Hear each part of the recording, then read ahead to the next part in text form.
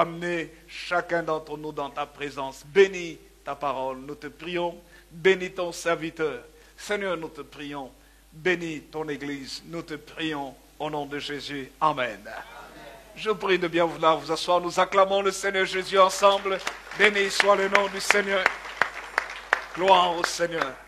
Amen, amen, amen. Gloire à Dieu. La semaine dernière, je n'étais pas là puisque j'avais besoin. Vraiment, mon corps était épuisé. Et nous avions besoin de prendre du temps aussi affamé pour nous restaurer physiquement. Je vous avoue que ce n'est pas encore tout à fait ça, mais c'est déjà au moins ça. Gloire au Seigneur. Alléluia. Gloire à Dieu. Vous savez, nous travaillons tellement que les gens ne se rendent pas compte. Les gens croient que le ministère pastoral, c'est juste être là, parler. On ne se rend pas compte de tout ce qu'il y a à côté, de tout le travail, de toutes les responsabilités que l'on a et qui demandent quand même une certaine dose d'énergie. Mais béni soit Dieu pour sa restauration qu'il nous accorde chaque jour. Amen. Je vous invite, frères et sœurs, à prendre votre Bible dans Exode au chapitre 3. Nous intitulons notre message « Dieu aime délivrer son peuple ». Dites à votre voisin « Dieu aime délivrer son peuple ».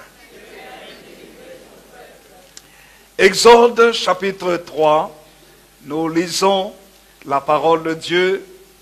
Exode chapitre 3, nous allons lire Exode chapitre 3, le verset 7 et le verset 8. Exode chapitre 3, versets 7 et 8. Voici ce qu'il est écrit. Voici ce qu'il est écrit dans la parole de Dieu.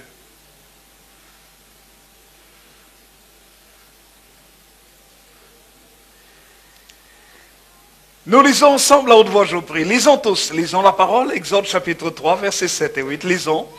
L'Éternel dit, j'ai vu la souffrance de mon peuple qui est en Égypte, et j'ai entendu les cris que lui font pousser ses oppresseurs, car je connais ses douleurs. Je suis descendu pour le délivrer de la main des Égyptiens, et pour le faire monter dans ce pays, dans un bon et vaste pays, dans un pays où coule le lait et le miel, dans les lieux qu'habitent les Cananéens, les Héthiens, les Amoréens, les Phérésiens, les Éviens et les Jébusiens. Amen. Amen. Béni soit le Seigneur. Gloire à Dieu. Amen. Alors, frères et sœurs, nous lisons non seulement ce texte, mais j'aimerais vous demander de prendre aussi dans Ésaïe, au chapitre 25. Ésaïe, chapitre 25, notre deuxième texte. Nous lisons le verset 12.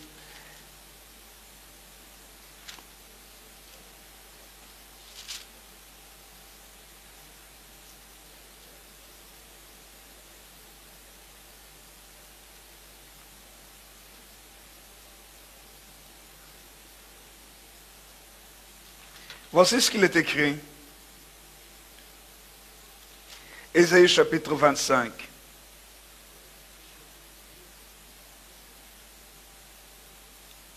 Nous pouvons lire même à partir du verset 5, mais le verset 12 est celui qui nous intéresse. Ésaïe chapitre 25, le verset 9, lisons jusqu'au verset 12 également. Il est écrit, lisons. En ce jour, l'on dira, voici c'est notre Dieu en qui nous avons confiance. Et c'est lui qui nous sauve. Est-ce qu'on peut lire à haute voix, s'il vous plaît? Tous ensemble. Ésaïe chapitre 25, verset 9 jusqu'au verset 12. Tous ensemble à haute voix, lisons. En ce jour-là, on dira, voici c'est notre Dieu en qui nous avons confiance. Et c'est lui qui nous sauve. C'est l'Éternel en qui nous avons confiance. Soyons dans l'allégresse et réjouissons-nous de son salut. Car la main de l'Éternel repose sur cette montagne et Moab est foulé sur place. Comme la paille est foulée dans une mare à fumier, au milieu de cette mare, il étend ses mains, comme le nageur les étend pour nager. Mais l'Éternel abat son orgueil et déjoue l'artifice de ses mains. Il renverse, il précipite les fortifications élevées de tes murs. Il les fait crouler à terre jusque dans la poussière. Amen. Quelqu'un dit un vrai Amen. Lorsque nous lisons ce texte, les premiers versets que nous avons lus dans Exode au chapitre 3 nous montrent l'attitude, plutôt, oui, l'état du peuple de Dieu. L'état du peuple de Dieu en Égypte. La Bible nous montre qu'à un moment donné, après qu'Abraham soit parti dans le pays de Canaan et qu'il se soit installé là-bas, le peuple s'est développé, s'est multiplié, jusqu'à ce qu'il y ait eu une période de crise. Et dans la période de crise, la Bible nous montre que pendant ce temps, il y avait un homme en Égypte, Joseph, qui avait été vendu par ses frères. Et il s'est retrouvé dans le pays de l'Égypte comme esclave.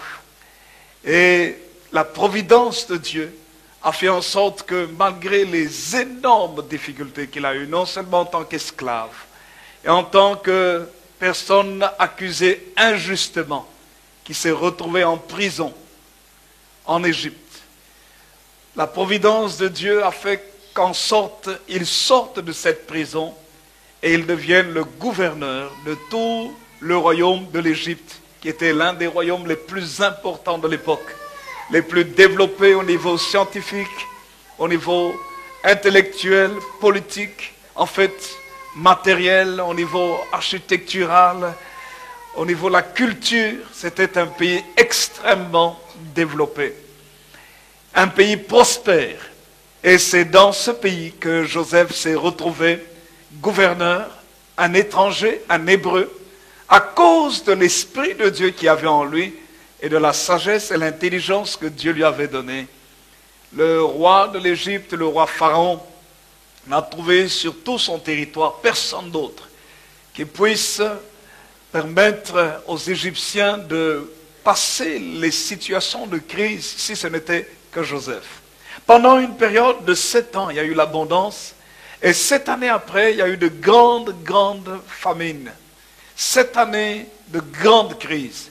Mais puisque Joseph avait pu discerner le langage de Dieu, ce langage de rêve que Dieu avait donné à Pharaon, Pharaon ne comprenait pas le langage de Dieu. Mais Joseph est venu lui expliquer les 2 rêves qu'il avait eus en disant que Dieu lui avait montré qu'il y aurait 7 années de grande abondance, de grande richesse en Égypte, mais après ces 7 années, il y aurait 7 années de très grande crise, de grande famine, et que la seule façon de pouvoir échapper aux 7 années de crise, c'était de bien se préparer durant les années d'abondance. Et Joseph a donné les solutions qu'il fallait au roi Pharaon, et la Bible nous montre que Pharaon l'a pris, lui, et l'a placé comme 2e personnalité la plus importante dans tout son territoire. Joseph est devenu gouverneur de l'Égypte, un pays extraordinaire. Il a géré tout le temps les 7 années d'abondance, il a mis des réserves de côté, il a fait construire des magasins, des entrepôts dans lesquels les récoltes ont été emmagasinées pendant des années pour prévoir et pour affronter le temps de crise. Et la Bible nous dit que les 7 années de famine ont commencé. Les 2 premières années, les gens commençaient à venir acheter du blé chez les Égyptiens, auprès de Joseph. Et c'est durant justement ces 2 premières années de la crise que sa famille, qui était restée dans le pays de Canaan, s'est retrouvée aussi en Égypte, lorsque Joseph s'est dévoilé à eux pour leur montrer qu'il était réellement le frère qu'ils avaient vendu depuis plusieurs années. Et c'était terrible. C'était au moins 20 ans après. Vous vous rendez compte? 20 ans après. Et la parole de Dieu nous montre que Joseph les a bien établis en Égypte. Ils étaient bien installés.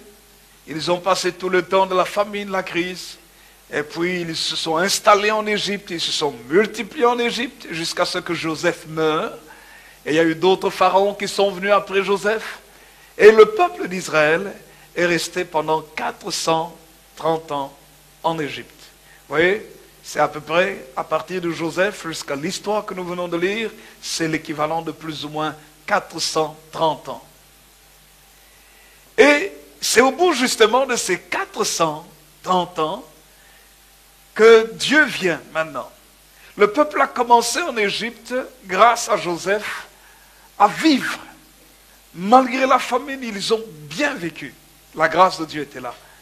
Mais puisque Joseph était mort, le pharaon qui connaissait Joseph, qui respectait Joseph était mort. Il y a eu d'autres successeurs après lui. Et ils ont jalousé la bénédiction qu'il y avait dans le peuple de Dieu. Ils ont compris que les Hébreux se développaient plus, leurs femmes étaient vigoureuses, et ils les ont haïs. Et les ont exploités, et ils sont devenus des esclaves. Les Hébreux ont commencé à travailler pour la construction du pays d'Égypte. Et ce sont eux qui ont construit les grands monuments qu'il y avait. Et dans cette période d'esclavage, la Bible nous montre que Moïse est né. Moïse est né, il a fallu que sa famille le protège contre même les lois de l'Égypte qui voulaient que tout mâle promené soit tué. Et sa famille l'a protégé, vous connaissez l'histoire de Moïse, et par la providence, encore une fois de plus, par la chance, comme diraient les uns, les autres, c'est par la main de Dieu que Moïse s'est retrouvé élevé par la famille royale. La fille de Pharaon l'a élevé, l'a adopté comme enfant. Elle a été touchée par cet enfant qu'on a ramassé, qu'on a pris dans une caisse de jonc qui était sur le Nil. Et puis on a vu dans cette caisse, il y avait ce bébé, ce nourrisson. Et la fille de Pharaon était tellement touchée par ce bébé qu'elle a pris l'enfant pour l'adopter. Et on lui a donné le nom de Moïse. Moïse veut dire tirer de l'eau. C'est pour ça qu'on l'a pris, on l'a sorti comme il était sur les eaux. On l'a pris et on lui a donné le nom de Moïse pour toujours rappeler d'où il vient. On a toujours besoin de nous rappeler aussi d'où nous venons.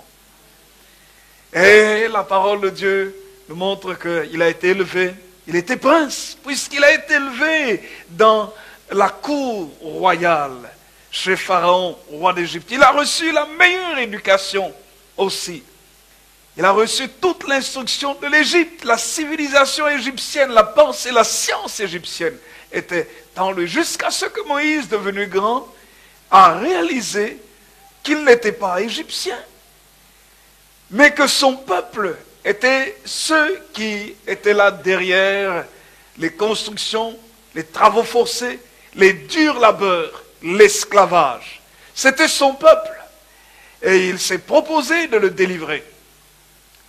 Mais il a tué un Égyptien. Et à cause de cela, il a dû fuir. Il s'est retrouvé dans le pays de Madian. Et là, il s'est marié avec la fille d'un prêtre, Jéthro, prêtre de Madian. Il s'est marié avec ma fille qui s'appelait Séphora. Il s'est marié avec elle, il a eu des enfants. Et au bout de 40 ans, il est resté 40 années en exil. Au bout de 40 ans, tandis qu'il était en train de faire paître les brebis de son beau-père Jéthro, il travaillait pour son beau-père. Et c'est là où se trouve Exode, chapitre 3 ici. Tandis qu'il faisait paître le troupeau de Jéthro, son beau-père, voilà que Dieu lui est apparu sous une forme, ce qu'on appelle la théophanie, une apparition de Dieu sous une certaine forme. Et la Bible dit que l'ange de l'Éternel lui apparut dans une flamme de feu au milieu d'un buisson. Et Moïse regardait le buisson, mais il constatait que le buisson ne se consumait pas. Le buisson brûlait, mais le feu ne détruisait pas le buisson. Oh, c'est ce que j'aime avec Dieu. Dieu est un feu dévorant, il nous touche, mais quand il nous touche, il ne nous détruit pas. Parce que quand Dieu vous touche, parfois vous pouvez être désintégré. Mais dans sa bonté, dans sa sagesse, quand il veut nous utiliser, il libère le feu du Saint-Esprit dans nos vies. Ce feu qui consume le mal, mais qui ne détruit pas notre vie. Ce feu qui amène la sainteté.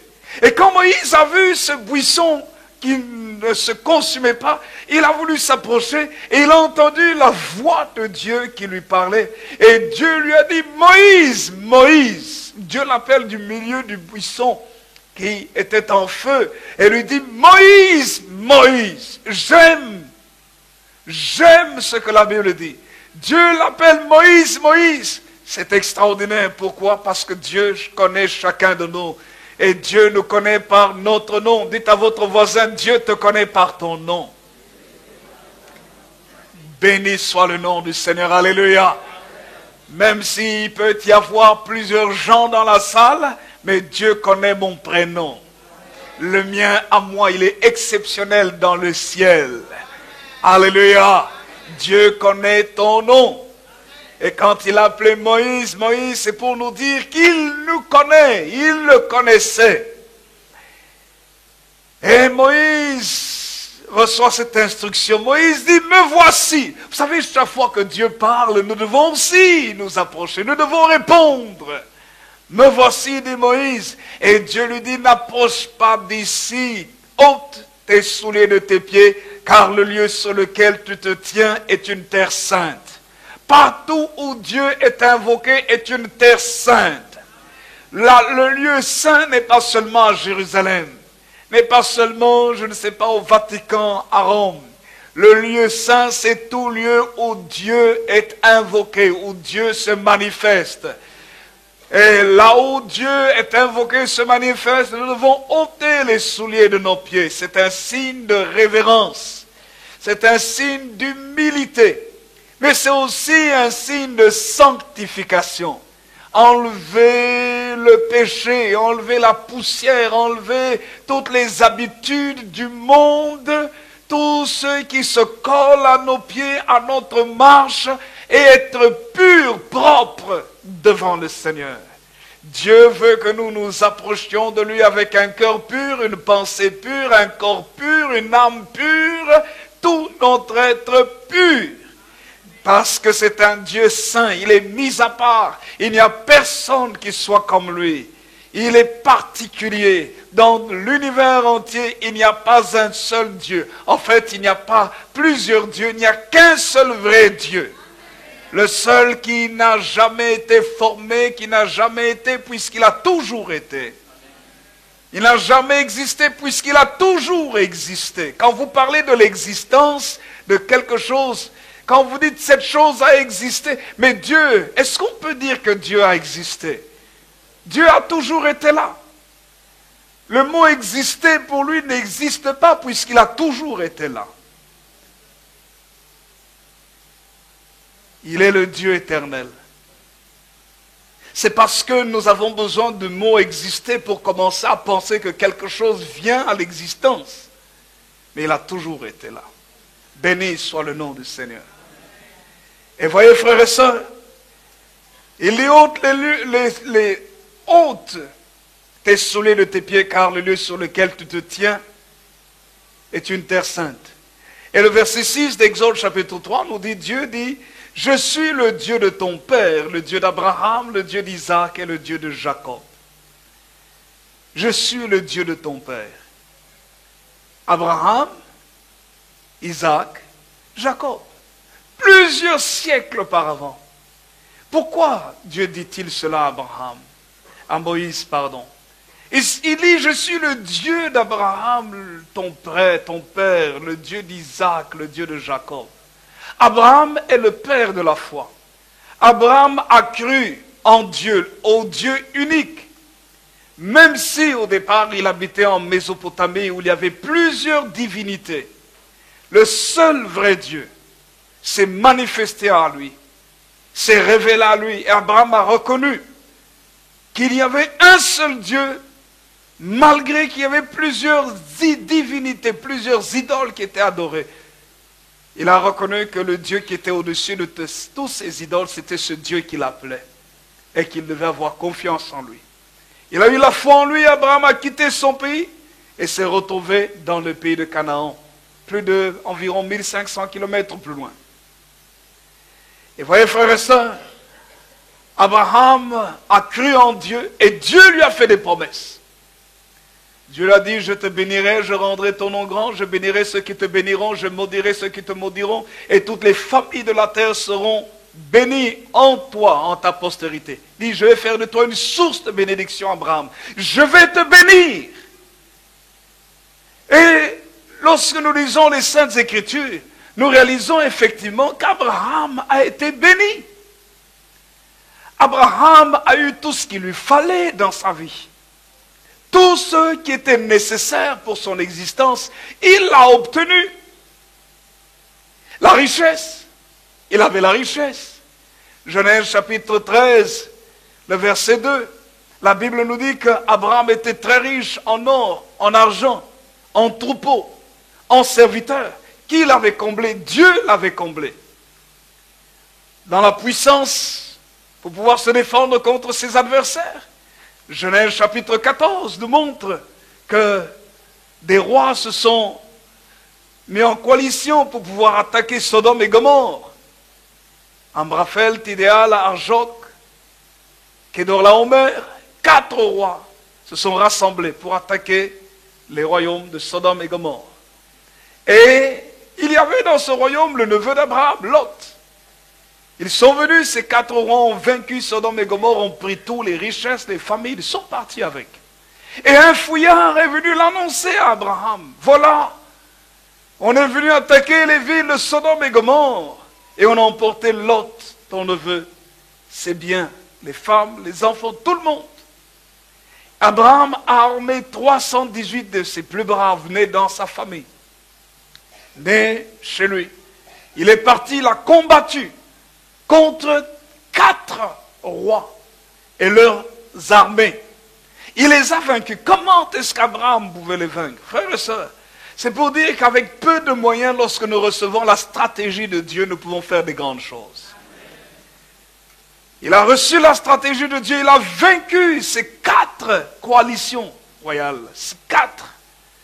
Il les a vaincus, il a libéré Lot, sa famille. Il a récupéré les richesses, il est revenu avec, et la Bible nous dit que c'est là qu'il a aussi rencontré, sur le chemin du retour, Melchisedec, qui était un roi de Salem, qui était souverain sacrificateur. Il était roi de Salem, roi de justice. Et la Bible nous dit qu'il lui a donné la dîme de tout ce qu'il avait récolté, qu'il avait ramené de la guerre. Et le chapitre 15 nous montre que Dieu dit à Abraham, Genèse chapitre 15, après ces événements, il est écrit verset 1er et les suivants, Dieu dit à Abraham, Abraham, ta récompense sera grande. Qu'est-ce qu'il lui dit? Regardez ce qu'il est écrit. Il lui dit, sois fidèle, marche devant ma face. Il lui dit ceci, ne crains point. Je suis ton bouclier. Genèse chapitre 15, verset 1er. Je suis ton bouclier. Ta récompense sera très grande. Et Abraham lui dit, Seigneur, mais je n'ai pas d'enfant. Comment est-ce que tu peux me dire que ma récompense sera grande? Mon héritier sera Eliezer de Damas. Dieu lui dit, non, c'est pas lui. Sors à l'extérieur. Dieu le conduit à l'extérieur et lui dit, compte les étoiles si tu peux. Telle sera ta postérité. Et le verset 6 de Genèse chapitre 15 nous dit que Abraham eut confiance en l'Éternel. Il a eu la foi en Dieu qui le lui imputa à justice. Dieu l'a déclaré juste.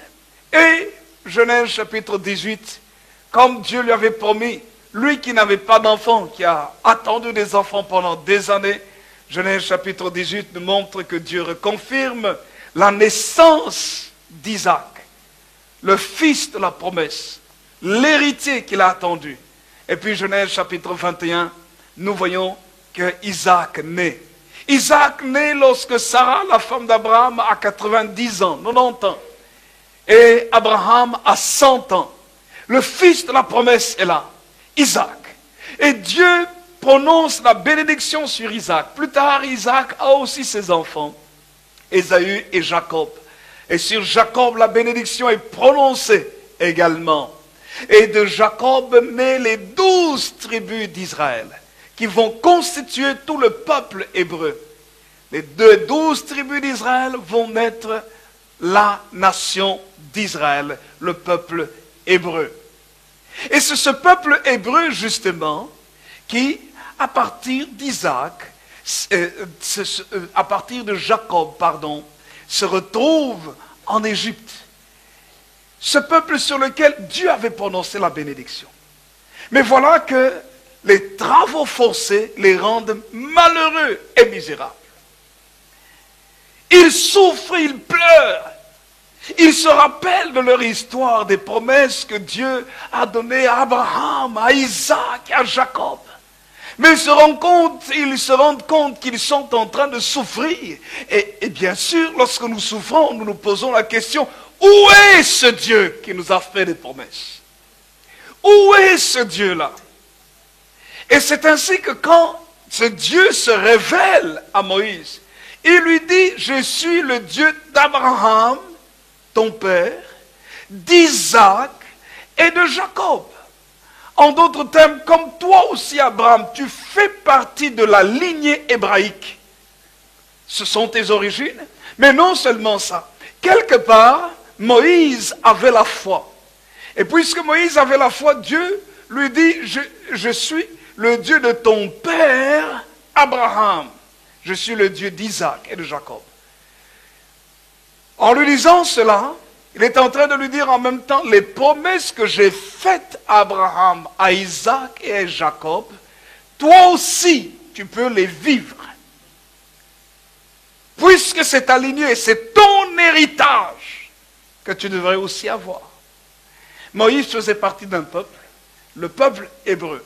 Et c'est là que Dieu maintenant lui dit, écoute, j'ai vu la souffrance de mon peuple qui est en Égypte. J'aime ce qui est écrit. Dieu dit, j'ai vu la souffrance de mon peuple. Exode chapitre 3, verset 7. J'ai vu la souffrance de mon peuple qui est en Égypte et j'ai entendu les cris que lui font pousser ses oppresseurs car je connais ses douleurs. Je suis descendu pour le délivrer de la main des Égyptiens, pour le faire monter dans ce pays, dans un bon et vaste pays, dans un pays où coule le lait et le miel, dans les lieux qu'habitent les Cananéens, les Héthiens, les Amoréens, les Phérésiens, les Éviens et les Jébusiens. Voici ce que la parole de Dieu nous dit. Dieu parle ainsi à Moïse, il dit, j'ai vu la souffrance. Quand nous disons que Dieu aime délivrer son peuple, frères et sœurs, nous devons comprendre, premièrement, la première chose que nous devons comprendre, c'est que Dieu n'est pas aveugle. Il voit ce qui se passe sur la terre. C'est le premier point. Dieu n'est pas aveugle. Il voit ce qui se passe sur la terre. Dites à votre voisin, Dieu n'est pas aveugle.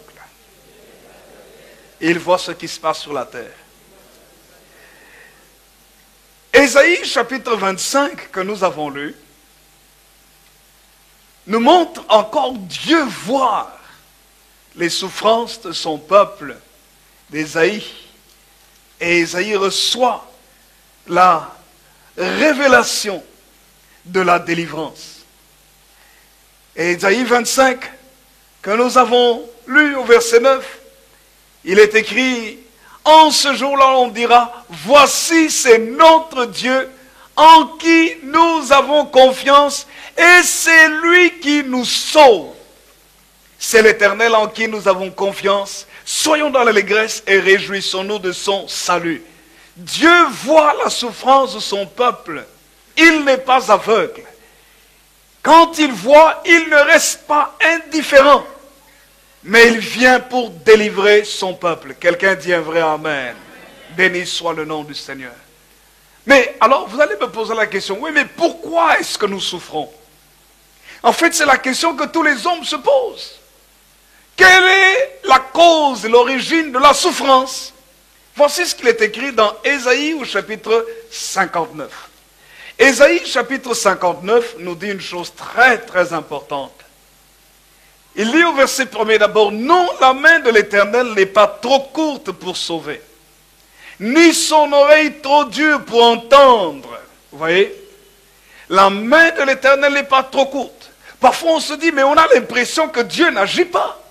On a l'impression que Dieu ne voit pas les choses qui vont mal. On a l'impression que Dieu n'intervient pas. On a l'impression que Dieu n'écoute pas la prière. Mes frères et sœurs, la Bible dit non, non, non. La main de l'Éternel n'est pas trop courte pour sauver, pour arracher l'homme de sa souffrance. Ni son oreille trop dure pour entendre. Il n'est pas sourd, il n'est pas aveugle. Mais c'est quoi le problème alors? Le verset 2 nous répond, Ésaïe 59, verset 2. Il est écrit, regardez ce qu'il est écrit. Mais ce sont vos crimes qui mettent une séparation entre vous et votre Dieu. Oui. Ce sont vos péchés qui vous cachent sa face et l'empêchent de vous écouter.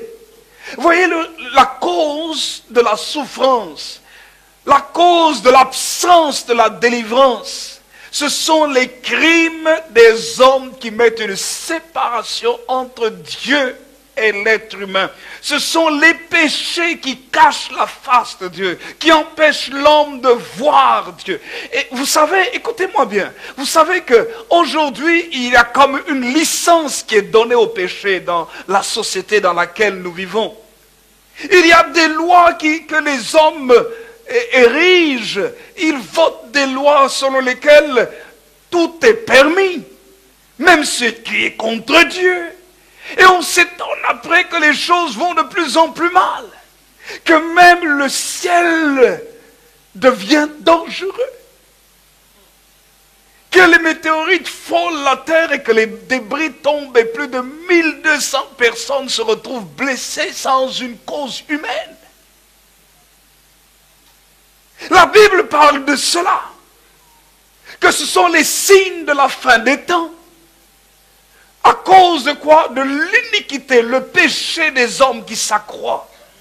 Et au plus le péché de l'homme s'accroît, au plus Dieu laisse la nature humaine se plonger dans le péché. Et frères et sœurs, c'est dramatique. Lorsque nous lisons l'épître de Paul aux Romains, l'apôtre Paul dit une chose très très très importante. Quand on ne se soucie pas de chercher Dieu, c'est dangereux pour l'homme de ne pas chercher Dieu. C'est dangereux pour sa propre nature personnelle. Quand quelqu'un ne cherche pas Dieu, il est lui-même un danger pour lui-même. Quand quelqu'un ne cherche pas Dieu, sa nature personnelle, le mal qu'il y a en lui, va le pousser à faire de plus en plus de mal. Écoutez-moi bien, je viens de dire le mal qui est dans l'homme, je ne viens pas de parler de Satan qui est hors de l'homme. Bien souvent, nous attribuons le mal d'abord au diable. J'aimerais vous dire, frères et sœurs, que le mal ne vient pas d'abord parce que le diable fait quelque chose. Le mal vient lorsque nous mettons Dieu de côté. Quand tu mets Dieu de côté, ta propre nature pécheresse te pousse à faire le mal. Et le diable qui est le tentateur profite du mal que tu fais pour augmenter la dose du mal autour de toi. Dans le milieu des chrétiens, des pentecôtistes, de ceux qui parlent du Saint-Esprit, des évangéliques, on a souvent mis l'accent sur Satan, le diable, qui fait ceci, qui fait le mal. Écoutez-moi bien, La Bible nous montre que si le diable peut régner sur la terre, c'est parce que l'homme lui donne la permission. La Bible nous montre dans Genèse au chapitre 3 que Satan ne pouvait pas prendre le gouvernement de la terre si l'homme ne s'était pas détourné de Dieu en acceptant les paroles séductrices du diable et en transgressant le commandement de Dieu. Lorsqu'on transgresse le commandement de Dieu, on tourne le dos à Dieu. Et lorsque vous tournez le dos à Dieu, malheureusement, vous n'avez plus de force pour résister au mal. Malheureusement, si vous tournez le dos à Dieu, c'est comme une personne qui tourne le dos à la lumière. Il sera dans les ténèbres. Et n'accusez pas Dieu quand vous êtes dans le noir, de vous fracasser, de vous faire du mal, de vous cogner, de tomber dans un puits ou de vivre des malheurs. Les ténèbres amènent toujours les malheurs. L'ignorance amène toujours la misère. Et vous voyez, frères et sœurs, lorsque l'homme s'est détourné ainsi du Seigneur, la Bible nous montre que Satan a pris le commandement. Écoutez-moi bien, j'aimerais vous dire que jusqu'à présent, cela n'a pas changé. Satan n'est pas plus fort que l'homme.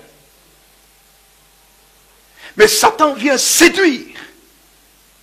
Il vient pousser l'accent sur le péché. Aujourd'hui, beaucoup de pays dans le monde sont en train de voter des lois contre le principe de base de la famille. Le principe de base de la famille, selon la parole de Dieu, a été que l'homme a été créé, Adam. Dieu a créé la femme Ève. Et d'Adam et Ève sont sortis Caïn, Abel, Seth et l'humanité entière. D'Adam, l'homme, et d'Ève, la femme. Aujourd'hui, il y a des lois qui sont votées en disant ce n'est pas un problème. Frères et sœurs, où allons-nous par rapport au principe de Dieu? Plusieurs nations sont en train de voter des lois. Plusieurs nations votent des lois qui sont en train de secouer la face même de la famille. J'étais en train de réfléchir. J'étais en train de me dire, ok, l'homme veut la liberté. J'aimerais vous dire que Dieu est le Dieu de la liberté. Si quelqu'un veut se plonger dans le mal, Dieu le laisse libre. Mais il en subira lui-même les conséquences. Vous savez quoi? Quand quelqu'un veut absolument toute sa liberté, Dieu la lui donne. Vous savez ça? Dieu ne va jamais l'empêcher. Vous savez pourquoi? Parce que c'est un Dieu d'amour et un Dieu de liberté. Mais le grand problème, c'est que Dieu sait ce qui est bon pour nous. Et c'est pour ça qu'il nous prévient de certaines choses, pour que nous ne puissions pas pleurer après. Vous savez, j'étais en train de penser, je réfléchissais, je me disais, je me rappelle, il y a des décennies, on était en train de parler, de vanter les mérites de la cigarette. Et dans tous les films, vous voyez en général quelqu'un qui fumait. L'industrie du tabac était très puissante derrière. Les lobbies du tabac, puissants. Vous voyez les hommes et les femmes en train de fumer. Et puis on dit, il n'y a pas de problème, c'est la liberté, c'est la liberté, c'est la liberté. Mais cette liberté, les hommes ont fini par constater. Mais écoutez, combien d'hommes ne sont pas morts entre-temps? Les hommes ont fini par constater que le tabac tue. La cigarette tue. Ça crée différents types de maladies. Des cancers. Toutes sortes de différents types de maladies. Cancer du poumon, cancer de la bouche, problème des artères et autres. Et après, on a commencé à mettre sur les tabacs, les paquets de cigarettes, la cigarette tue. Mais combien n'a-t-elle pas tué auparavant? La liberté. Est-ce que toute liberté est bonne? Je crois que la liberté est bonne. Parce que la liberté vient de Dieu. J'aimerais vous dire, mais toute liberté n'est pas bonne sans Dieu. Sans Dieu, la liberté n'est pas bonne. Parce que le monde dans lequel nous sommes, il y a le bien et le mal qui agit. La liberté dans le bien, gloire à Dieu. La liberté dans le mal, malheur à nous. Romains chapitre 1er. Et je vais aller rapidement. Dieu n'est pas aveugle. Dites à votre voisin, Dieu n'est pas aveugle. Il voit ce qui se passe sur la terre. Regardez ce qu'il est écrit. Romains chapitre 1er. Verset 19. Jusqu'au verset 24 simplement, très rapidement. Il est écrit, verset 19, car ce qu'on peut connaître de Dieu est manifeste pour eux, Dieu le leur ayant fait connaître. En effet, les perfections invisibles de Dieu, sa puissance éternelle et sa divinité se voient comme à l'œil nu depuis la création du monde quand on les considère dans ses ouvrages. Ils sont donc inexcusables. Regardez, verset 21. Car ayant connu Dieu, ils ne l'ont point glorifié comme Dieu et ne lui ont point rendu grâce. Mais ils se sont égarés dans leurs pensées et leur cœur sans intelligence a été plongé dans les ténèbres. Se vantant d'être sages, ils sont devenus fous. Ils ont changé la gloire du Dieu incorruptible en image, représentant l'homme corruptible, des oiseaux, des quadrupèdes et des reptiles. Regardez ce qu'il est écrit, verset 24. Verset 24. Vous allez constater en fait que l'apôtre Paul parle à 3 reprises comment Dieu laisse l'homme. Il dit au verset 24, c'est pourquoi Dieu les a livrés à l'impureté. Selon les convoitises, Romains 1, 24, selon les convoitises de leur cœur, vous voyez, les convoitises de leur cœur, ainsi ils déshonorent eux-mêmes leur propre corps. Ça veut dire qu'il y a dans l'être humain, dans le cœur de l'homme, quelque chose. Si Dieu te laisse ce qui est en toi, te déshonore toi-même. Te pousse à avoir un comportement qui va dévaloriser ta personne. Est-ce que vous pouvez vous rendre compte qu'aujourd'hui, les hommes, certaines personnes, quelque part dans le monde, sont en train de faire des manifestations pour dire qu'ils ont envie de se marier avec les animaux? Je crois que c'est il y a 2 semaines que je ne sais pas si je l'ai dit ici, où j'ai vu, moi je n'y croyais pas, un frère m'a dit qu'il a vu sur internet un homme qui s'est marié avec sa chienne. Non, réel. Je ne le croyais pas, j'ai dit mais non, mais non. Il me dit mais si. Et on voit la chaîne, et puis il a mis une cape, une robe blanche sur la chaîne. Et ils ont fait la cérémonie. Et il y avait même des témoins. Vous voyez où se trouve la folie de l'homme? Avec sa chienne. C'est la folie.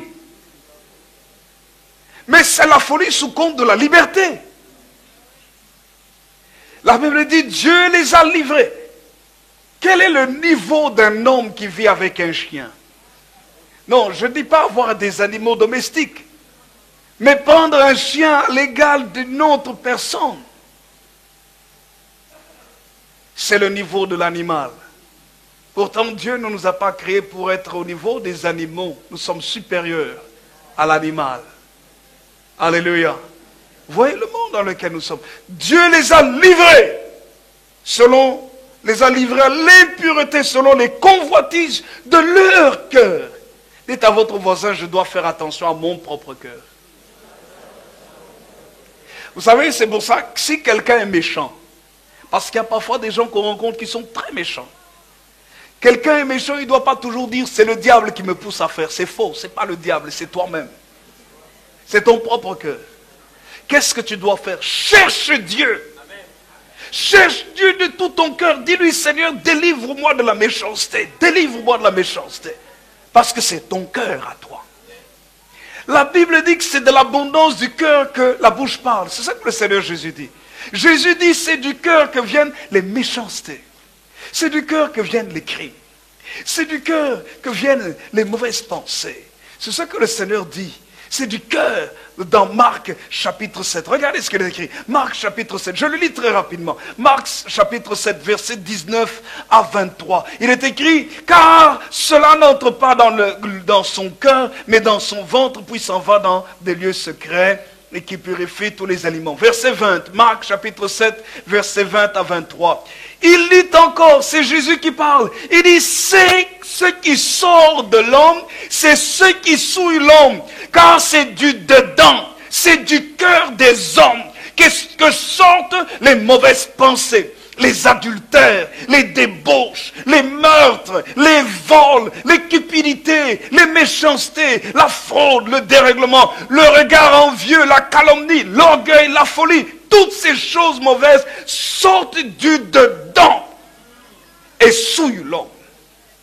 Quand maintenant la souillure sort de l'homme, quelle est la caractéristique de la souillure? La souillure a un pouvoir d'attraction. Lorsque la souillure sort de l'être humain, lorsque ce qui est souillé, mal, sale, sort de l'homme, ça attire toujours les mouches. Satan s'appelle Belzébul. Belzébul veut dire le prince des mouches des lieux élevés. Le prince des mouches. Belzébul. Alors donc, lorsque la souillure sort de l'homme, il y a un pouvoir de l'attraction des esprits démoniaques. C'est là que quand dans une famille les gens sont méchants, les démons viennent dans cette famille-là. C'est pour ça que la Bible dit recherchez à vivre en paix avec tout le monde. C'est pour ça que la Bible dit de vous pardonner les uns les autres. Parce que quand vous ne vous pardonnez pas, les paroles qui sortiront de votre bouche sont des paroles agressives, des paroles méchantes. Ça sort de vous. Vous avez envie. Il y a des gens qui disent facilement, j'ai envie de le tuer, je vais le tuer. Oh non, je blaguais. Tu blaguais? C'est ton cœur qui a parlé. Tu as eu envie, mais tu n'as pas utilisé les moyens. Et le problème, c'est quoi? Ça attire les puissances de la destruction. Les esprits du meurtre. Et un jour, quelqu'un attrape une folie et il ne comprend pas. Sa tête tourne et il fait du mal. Il passe à l'exécution. Il tue son prochain. Et après, il dit qu'il ne comprend pas. Allez dans les prisons. Regardez le nombre de personnes qui ont assassiné d'autres personnes et qui disent qu'ils ne comprennent pas pourquoi ils ont fait ça. Comment est-ce que cela est arrivé? Mais vous allez constater en analysant leur vie que c'est parce qu'on a gardé des choses et qu'on a libéré des choses de sa vie. Et le meurtre, les puissances des mouches, des puissances des ténèbres, les esprits impurs sont venus et ont poussé l'être humain plus loin dans l'action du mal. Voilà pourquoi, frères et sœurs, qu'est-ce que la nouvelle naissance? C'est pour cela qu'il faut venir le vendredi. Le vendredi dans la formation biblique. Pour que vous puissiez poser les questions que vous ne comprenez pas. Qu'est-ce que la nouvelle naissance? Si je peux paraphraser, la nouvelle naissance, c'est lorsque une personne invite Jésus dans son cœur. Vous savez ce que Jésus fait? Quand une personne invite Jésus dans son cœur, la Bible dit dans Ézéchiel, chapitre 34, Ézéchiel parle de ce que le Seigneur va faire. J'aime ce qu'Ézéchiel dit. Il y a un processus, une opération chirurgicale qui va se produire dans la vie de l'être humain. L'homme a besoin d'un travail que le Seigneur puisse faire, une opération spirituelle, une opération chirurgicale. Qu'est-ce qu'il est écrit, Ésaïe chapitre 36, verset 26? Il est écrit, je vous donnerai un cœur nouveau. Je mettrai en vous un esprit nouveau.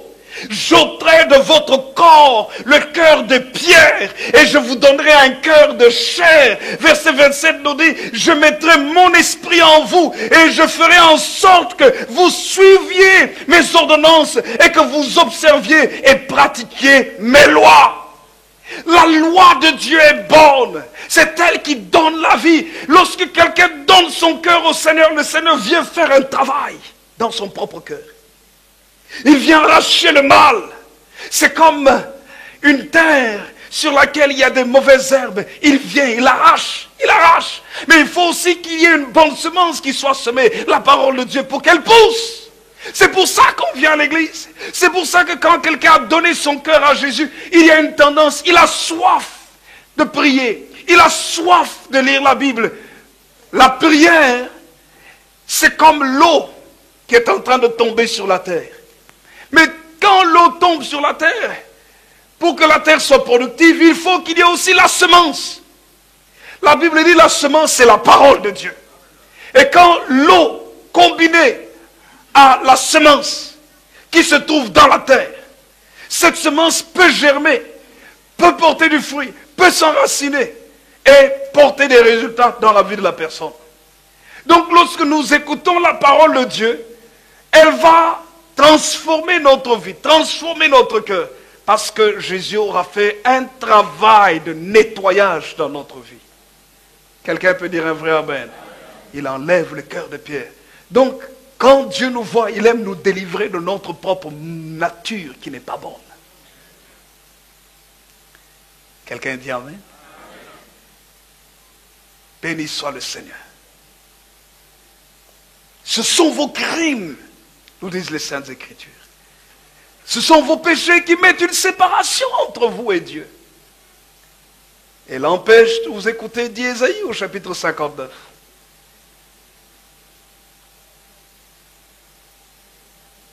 Le verset 14 d'Ésaïe 59 nous dit, Dieu voit toujours, Dieu, verset 14 et 15, il nous montre pourquoi la délivrance n'est pas là. Il dit la vérité, la délivrance est retirée et le salut se tient éloigné, car la vérité trébuche sur la place publique et la droiture ne peut approcher. La vérité a disparu et celui qui s'éloigne du mal est dépouillé. L'Éternel voit d'un regard indigné qu'il n'y a plus de droiture. Il voit qu'il n'y a pas un homme. Il s'étonne de ce que personne n'intercède. Alors son bras lui vient en aide et sa justice lui sert d'appui. Quelqu'un peut dire un vrai amen. Qu'est-il écrit? Qu'est-il écrit dans ce texte? Ce texte est en train de nous dire des choses terribles. C'est que quand l'homme est livré au mal, il y a une chose qui disparaît, c'est la délivrance. C'est que l'homme va continuer à s'enfoncer de plus en plus dans les problèmes. Les crises, vous entendez parler de crise, n'est-ce pas? J'aimerais vous dire, frères et sœurs, tant que l'être humain, les hommes ne se tournent pas vers Dieu, les crises vont continuer. Et les crises vont augmenter. Mais j'aimerais vous dire aussi une bonne nouvelle. Tant que les enfants de Dieu font tout pour se tourner vers Dieu, la délivrance va se manifester. Les lois seront différentes pour celui qui marche avec Dieu de celui qui ne marche pas avec Dieu. La Bible dit dans ce texte ici, la délivrance se retire à cause de quoi? Le salut se tient éloigné à cause de quoi? Parce que la vérité trébuche. La vérité tombe sur la place publique. C'est-à-dire que c'est le mensonge qui règne. Fais tout ce que tu veux, vis comme tu veux, vis comme cela te plaît, fais n'importe quoi, c'est pas grave. Il y a quelque chose de terrible ici. Il est écrit au verset 15, la vérité a disparu, et c'est celui qui s'éloigne du mal est dépouillé. Les lois qui sont en train d'être votées dans le monde sont en train d'amener le monde à penser comme tout le monde veut que l'on pense. C'est-à-dire, elles sont en train de priver l'être humain de la liberté. Aujourd'hui, quand quelqu'un peut se lever pour dire non, non, moi je suis contre cela, ça crée un problème. Quand le pape s'est levé pour dire non, voilà, pour éviter trop d'abstinence et tout ça, pour lui, il n'était pas pour éviter le sida et autres. Pour lui, il a dit, c'est mieux de s'abstenir. Ça crée tout un problème. Oh non, le pape, il est contre le préservatif et autres, il est contre ceci, il est contre cela. Le monde entier a crié au scandale.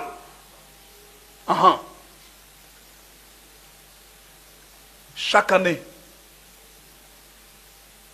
combien d'enfants sont sacrifiés sur l'autel de la sexualité par les avortements. Et on a donné un beau mot scientifique, IVG. Interruption volontaire de grossesse. Un jour, j'ai vu sur une photo un être humain, un bébé. Il était tout petit, petit comme ça, petit, dans une main. J'ai dit, waouh, tout petit comme ça. Vous savez, on a l'impression que l'être humain, c'est quand il naît, voilà. On a l'impression, l'homme pense que l'être humain, c'est en fonction de la taille. Ça n'a rien à voir avec la taille. Ça a à voir avec la constitution. L'être humain est constitué d'un corps, d'une âme et d'un esprit, même s'il est à l'état embryonnaire. Ça n'a rien à voir avec sa taille. C'est pas parce que le bébé, il mesure peut-être, je ne sais pas même, prenons 30 cm, un petit bébé, ou 50 cm dans la taille plus ou moins moyenne, 49, 45, 59, 51 cm, 52, c'est déjà commence à devenir un grand. C'est pas parce qu'on voit un bébé de 30 cm que, c'est un être humain. Mais même quand il est tout petit, quand il a à peine 2 cm, quand il a à peine 5 cm, Dieu a déjà mis en lui le corps, l'âme, l'esprit. Et l'IVG, interruption volontaire de grossesse, c'est prendre l'enfant et le sacrifier sur l'autel de l'hédonisme. L'hédonisme, c'est la science du plaisir.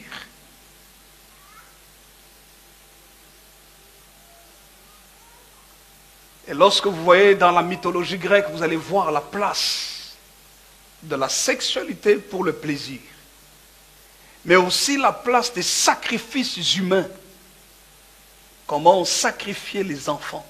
On tuait les enfants comme offrande aux divinités. Et aujourd'hui, beaucoup de gens ne réalisent pas qu'ils sont en train de sacrifier aux puissances démoniaques spirituelles sur l'autel du plaisir. On ne se rend pas compte de cela. N'oubliez pas que notre premier point concernant la délivrance, c'est que Dieu n'est pas aveugle. Il voit ce qui se passe sur la terre.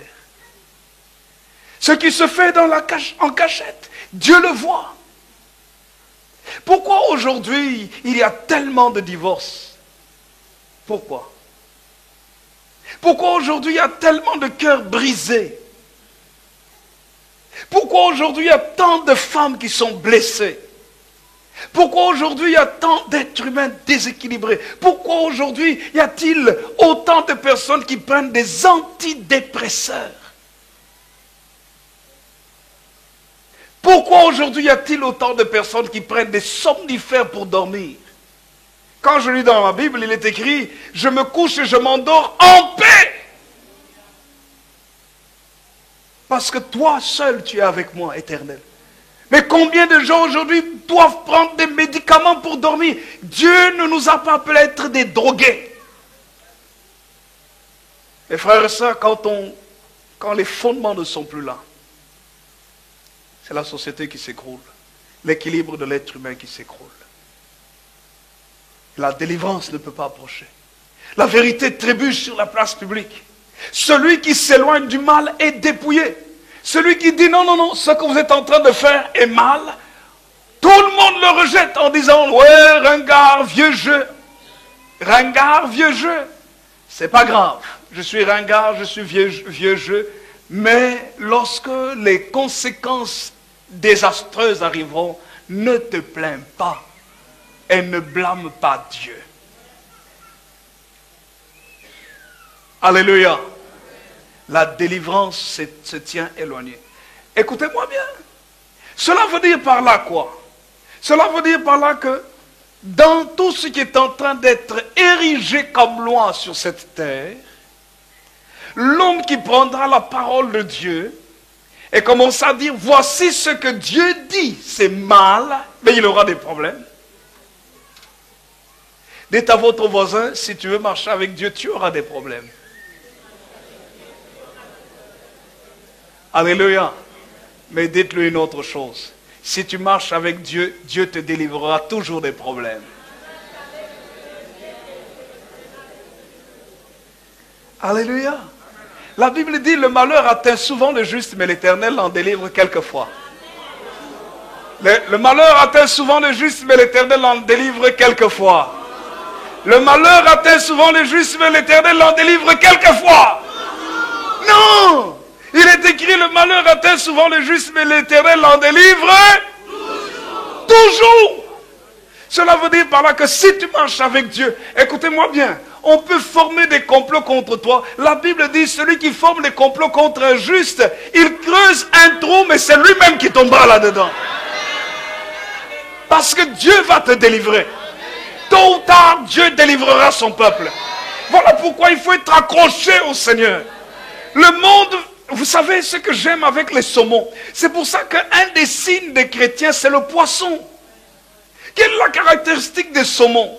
Le courant est fort, mais le saumon a la capacité d'avancer dans un courant opposé. C'est ça la caractéristique des enfants de Dieu. Le monde vient vous tirer vers le mal, vers le bas. Veut vous conduire vers le péché en disant non, renie ton Dieu, fais tout ce que le monde fait, mais toi tu marches avec le Seigneur et tu passes au-dessus. J'avance, j'avance, j'avance, j'avance. Pourquoi? Parce que Jésus marche avec moi.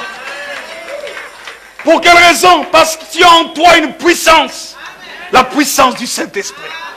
Quand tu as la vie de Dieu en toi, tu as le caractère. Ça veut dire par là que tu respectes les autres. Ils veulent faire le mal, c'est leur droit. Mais tu leur dis, moi je ne serai pas là-dedans. Ils veulent te dire, non, tu sais, accepte que ce que nous faisons est bien. Tu leur diras, vous pouvez le faire, vous êtes libre, mais moi je n'accepte pas, c'est toujours mal. Je ne peux pas renier ma nature. Je ne peux pas renier ma foi en Christ. Tu ne veux pas croire dans mes convictions, dans ce que la Bible dit, c'est ton droit. Mais je te dis que ce que tu fais, c'est mal. Tu veux me dire, oui, on va te mettre sur l'autel du sacrifice, on va te torturer parce que tu n'es pas d'accord avec nous. Tu vas dire, même si tu me tortures, je vais te dire que ça ne changera rien, c'est mal. Alléluia. Dieu cherche des hommes. Dieu cherche des femmes qui prennent les convictions de la parole de Dieu et disent, non, nous marcherons sur base de la parole de Dieu. Vous savez pourquoi, frères et sœurs? Parce que lorsque la vérité trébuche sur la place publique, la société est en problème. Le voleur devient le plus grand voleur. Aujourd'hui, comment est-ce que des régions entières peuvent avoir des problèmes financiers? Des familles entières perdent leur travail. Vous savez pour quelle raison? Mais parce que quelques personnes ou quelques groupes de personnes ont décidé de gagner encore plus. C'est tout. Ils ont suffisamment d'argent, mais ne sont pas satisfaits. C'est la compétition au milliard. Qui sera le plus grand milliardaire? Si les autres périssent, ce n'est pas un problème. Si des familles entières ont des problèmes pour payer leur loyer, ce n'est pas un problème pour eux. Le bassin liégeois a des problèmes ici avec ArcelorMittal. Des gens sont mis à la rue. Est-ce qu'il n'y a pas suffisamment de monde, d'argent pour faire vivre, nourrir les familles? Si, il y en a. D'où vient le problème? Le problème, c'est le cœur de l'homme. Les hommes veulent gagner le plus possible. La corde est de plus en plus serrée au cou des êtres humains. Frères et sœurs, j'aime ce que la Bible dit. La Bible dit, lorsque même il y a un joug sur le bœuf de l'âne, la Bible dit, ou bien du bœuf, l'onction ou la graisse brisera le joug. Qu'est-ce que cela veut dire? Même si la corde devient de plus en plus serrée, l'huile du Saint-Esprit va briser cette corde-là, pour que les enfants de Dieu puissent vivre. Et il y avait une corde pesante sur le cou des Égyptiens, des Israélites. Mais qu'est-ce que Dieu dit? Dieu dit, j'ai vu la souffrance de mon peuple. Dieu voit son peuple. Dieu voit le cri du peuple. Et Dieu, écoutez-moi bien, quand le péché augmente, Dieu veut que le peuple prie. Écoutez pourquoi.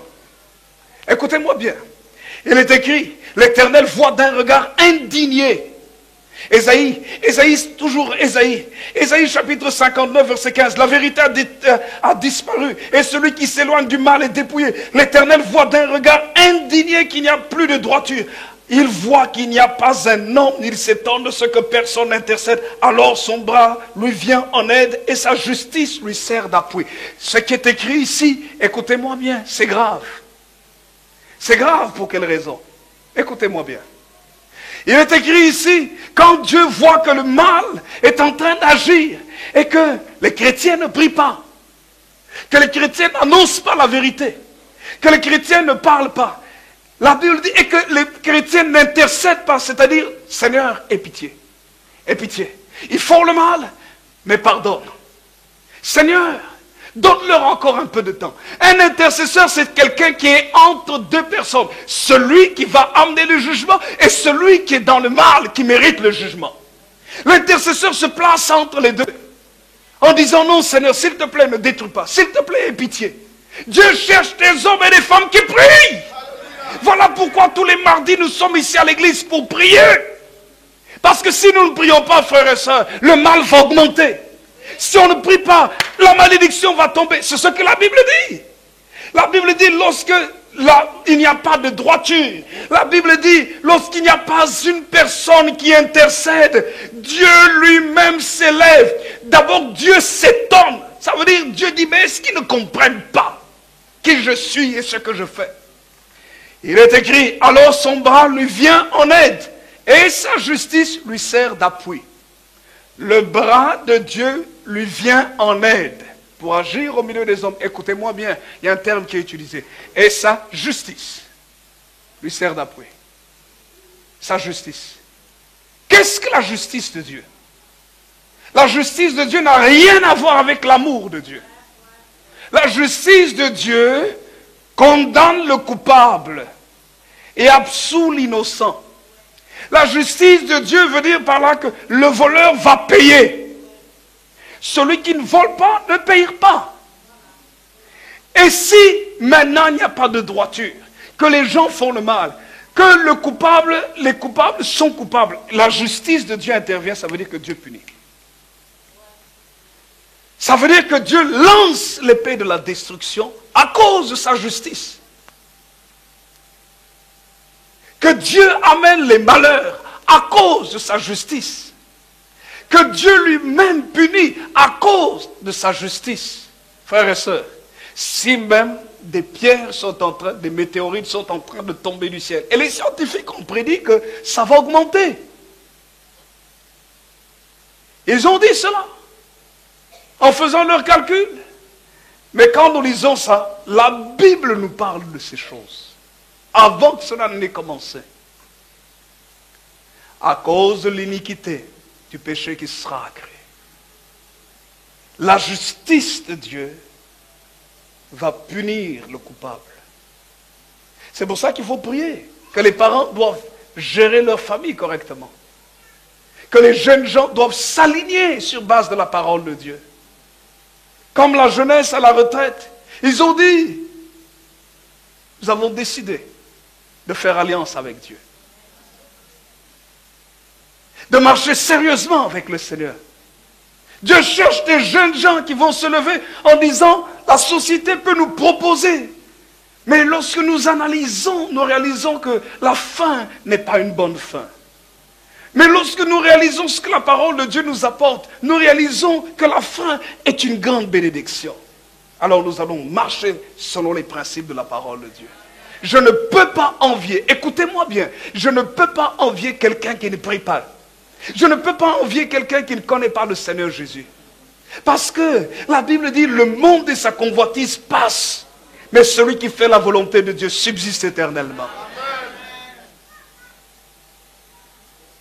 Dieu dit, j'ai vu la souffrance de mon peuple. Dieu voit ce qui se passe sur la terre. Et Dieu vient, frères et sœurs, pour libérer son peuple.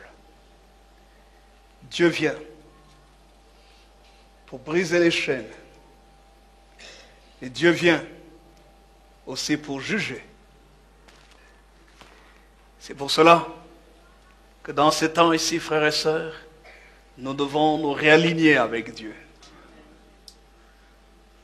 Quelle est ta position par rapport au Seigneur? Quelle est ta position par rapport à Jésus? Je ne vous rendrai pas un service à l'église en ne vous disant pas la vérité. L'église n'est pas le lieu où on doit caresser le cœur de l'homme, c'est le lieu où on doit dire la vérité. Ce n'est pas le lieu où on doit divertir l'être humain. Même si on se réjouit dans la présence de Dieu, mais c'est là où nous devons recevoir la parole de la vérité. Parce que c'est la vérité qui nous libère. C'est la vérité qui nous affranchit. Parce que tu peux détruire ta propre maison. Tu te maries aujourd'hui, tu es bien, tu aimes celui que tu as aimé, celle que tu as aimée. Tu dis chérie, chérie. Mais si tu n'appliques pas les principes de la parole de Dieu, ce que tu as construit, tu le détruis 2 ans, 3 ans après, divorce, séparation. Et s'il y a eu un enfant, commence à se tirailler l'enfant. L'enfant est tiré à gauche et à droite. Mais tu aurais pu éviter ça en commençant à appliquer les principes de la parole de Dieu. Et c'est ce que Dieu veut pour nous. C'est pour ça qu'il faut nous positionner par rapport au Seigneur. Quelle est ta position, mon frère et ma soeur?